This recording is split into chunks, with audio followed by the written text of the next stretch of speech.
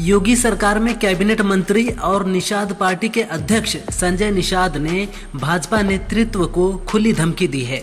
मंगलवार को उन्होंने गोरखपुर में कहा, यदि भाजपा को लगता है कि हमसे गठबंधन का फायदा नहीं है तो गठबंधन तोड़ दें। क्यों चुटभैया नेताओं से हमारे खिलाफ बयान दिला रहे हैं। संजय निषाद ने कहा, ओम प्रकाश राजभर सुभाषपा के अध्यक्ष हैं, वह भाजपा को राजभर समाज के वोट दिला रहे हैं। ओम प्रकाश राजभर को भी बीजेपी के चुटभैया नेताओं से अपशब्द कहलवा रहे हैं। रालोद ने जाट समाज का वोट दिलाया। अभी बीजेपी के एक मंत्री ने रालोद के खिलाफ बयान दिया। मैं भी निषाद समाज का नेता हूं, मैंने भी निषाद समाज का वोट दिलाया है। निषाद समाज के एक चुटभैया नेता से मेरे खिलाफ भी बयानबाजी कराई जा रही है। संजय निषाद ने भाजपा को सलाह भी दी। कहा, भाजपा को इंपोर्टेड नेताओं से सावधान रहना चाहिए।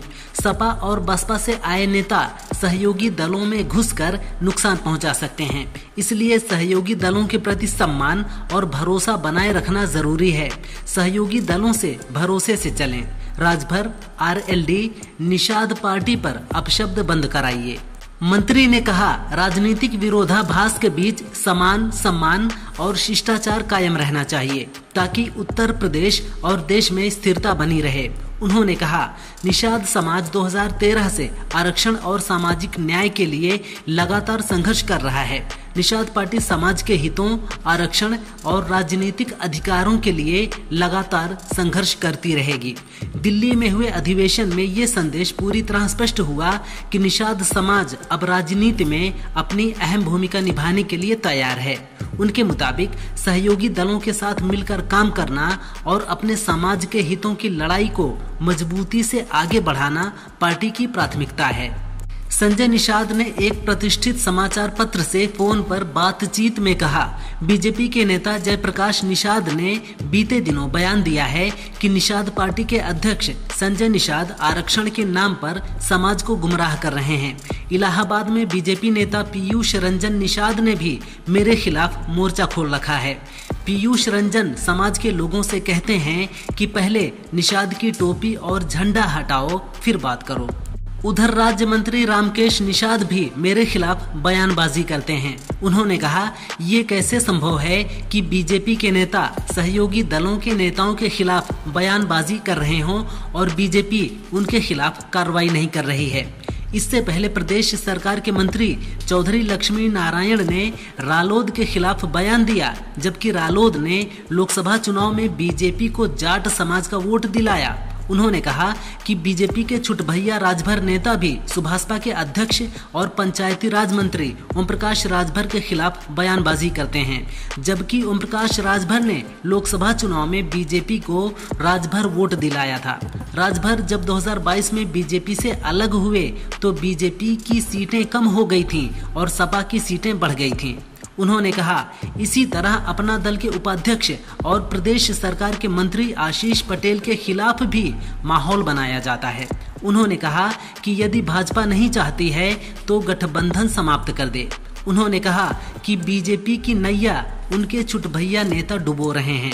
डॉक्टर संजय निषाद ने कहा, हमने परिवारवाद नहीं किया, हमने अपने बेटे को पद से हटाया है और दूसरी पार्टी हटाकर देखे। 2 दिन पहले संजय निषाद ने अपने भाजपा विधायक बेटे ई सरवन निषाद को पार्टी के प्रदेश प्रभारी पद से हटा दिया। उनका कहना है कि ये बदलाव है, बेटे ई सरवन को दूसरी और बड़ी जिम्मेदारी देंगे। ई सरवन निषाद ने 2022 का विधानसभा चुनाव चौरी चौरा से लड़ा था। वह भाजपा के टिकट पर मैदान में थे और भाजपा विधायक के रूप में विधानसभा पहुंचे। उनके पिता की पार्टी निर्बल इंडियन शोषित हमारा आम दल है। भाजपा विधायक बनने से पहले पार्टी में सक्रिय थे, लेकिन भाजपा विधायक बनने के बाद भी उन्हें प्रदेश प्रभारी बनाए रखा गया। अब हाल ही में उनके पिता ने उन्हें पार्टी के प्रदेश प्रभारी पद से हटा दिया है। इस पर सरवन की व्यस्तता का हवाला दिया जा रहा है।